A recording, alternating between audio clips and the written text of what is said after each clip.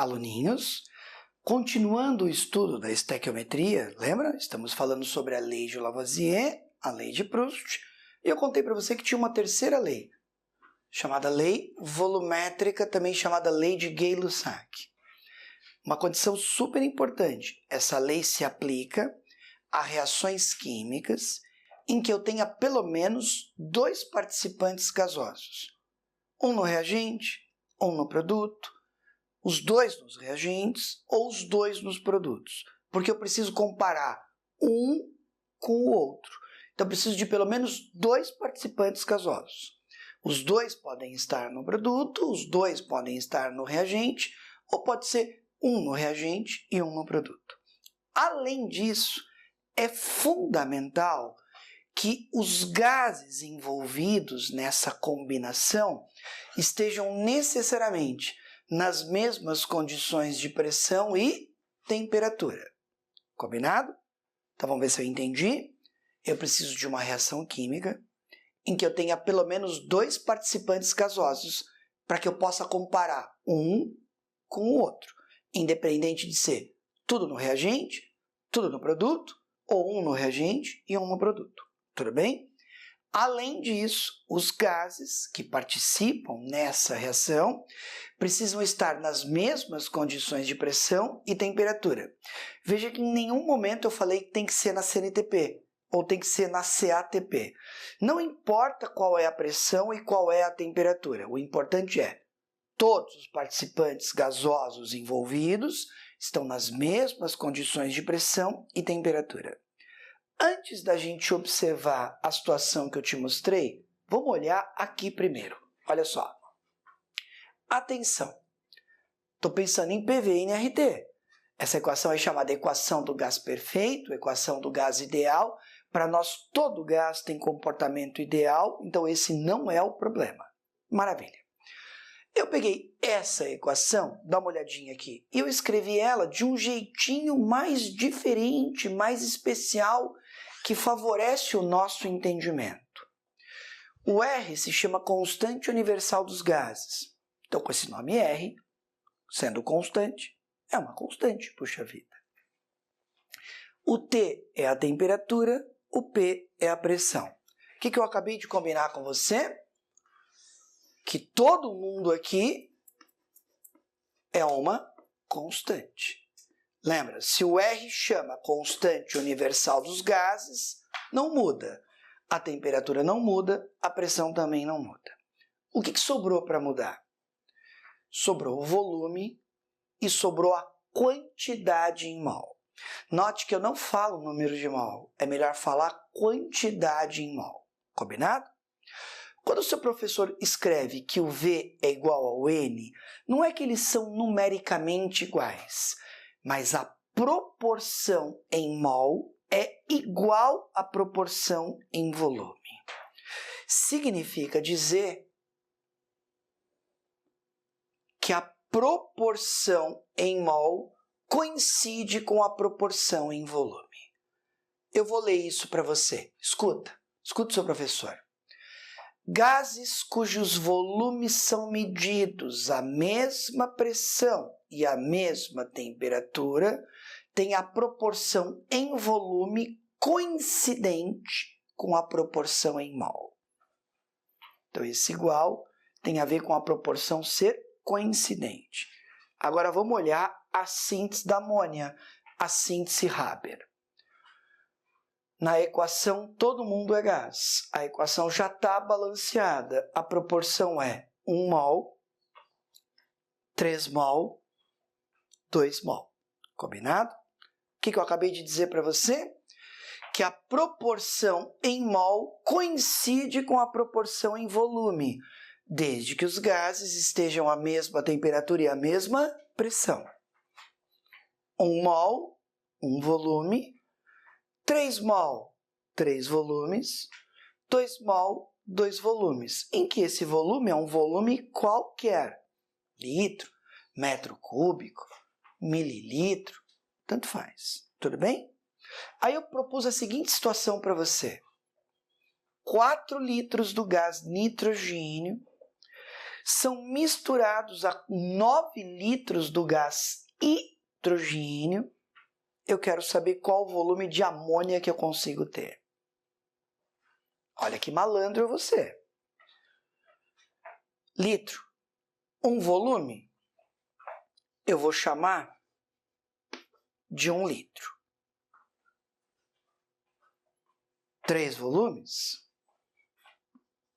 eu vou chamar de 3 litros. 2 volumes, eu vou chamar de 2 litros.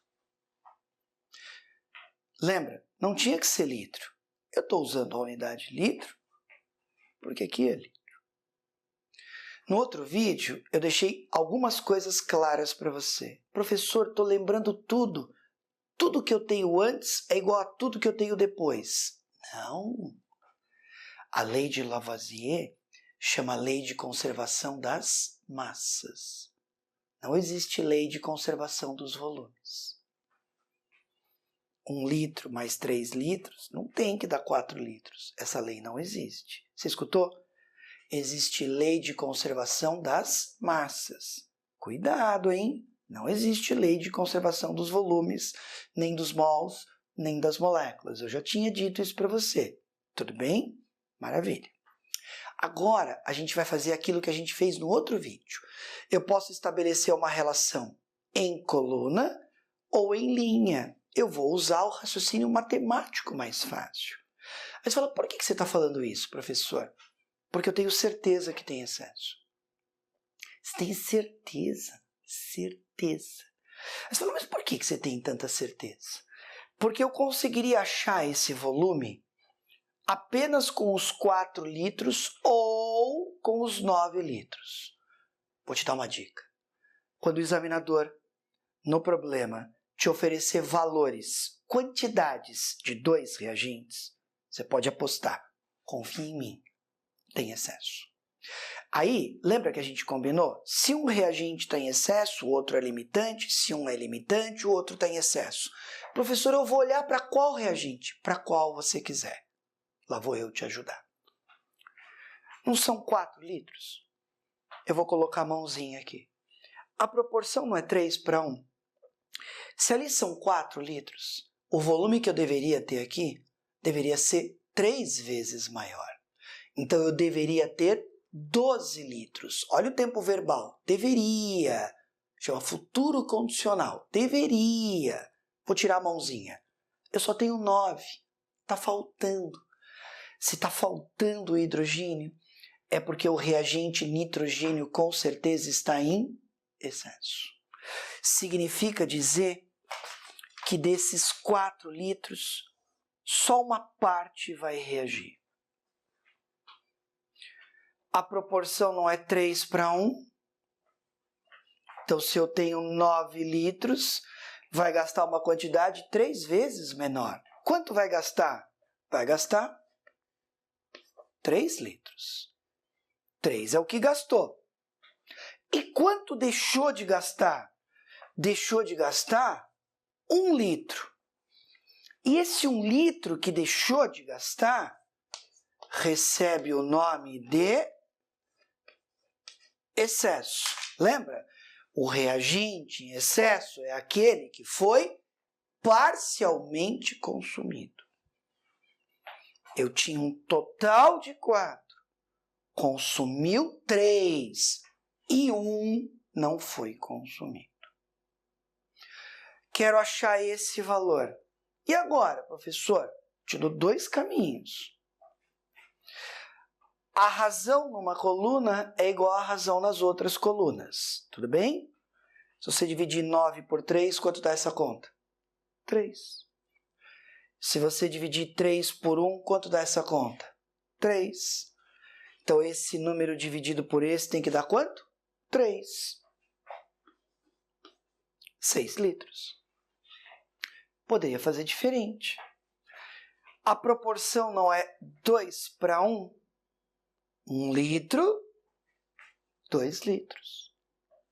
Gastou 3 litros, vai formar o dobro. Quanto é o dobro? 6. Olha! Você viu o que eu te disse? Eu posso me utilizar da lei de Proust, posso estabelecer uma relação matemática em linha ou em coluna. É você que vai decidir. Agora eu quero que você observe uma coisa que os alunos confundem muito. Se o examinador, tivesse perguntado assim para mim: qual o volume de amônia que foi produzido? 6 litros. Se o examinador tivesse perguntado qual o volume final? Volume final é de tudo. Então, quando ele fala volume final, é o que foi formado mais o que não foi consumido. Então, o volume final, 6 que foi formado, mais 1 que está em excesso, 7. Então, o que você precisa tomar cuidado? O examinador nunca fala assim para você: aluninho, calcule o volume. Adivinhe qual? Não tem sentido. Então, o examinador te dá um comando. Ele diz: qual o volume de amônia que foi produzido? Comando. 6 litros. Qual o volume final? Volume final? O que formou mais o que deixou de ser consumido. Formou, deixou de ser consumido, 7. Vamos insistir numa coisa? Condição para você pensar nessa lei. Tenho gases, pelo menos 2, para que eu possa comparar, independente de ser a comparação só no reagente, só no produto, reagente com produto. E o texto vai deixar claro para você que os gases que estão sendo comparados têm os seus volumes medidos na mesma temperatura e na mesma pressão, para que a proporção em mol coincida com a proporção em volume. Tudo bem? Chance, estou do seu lado. Me segue lá no Instagram, @sassazinho, blogdosassá.com.br. Eu espero que eu esteja te ajudando um pouquinho. Até um próximo vídeo.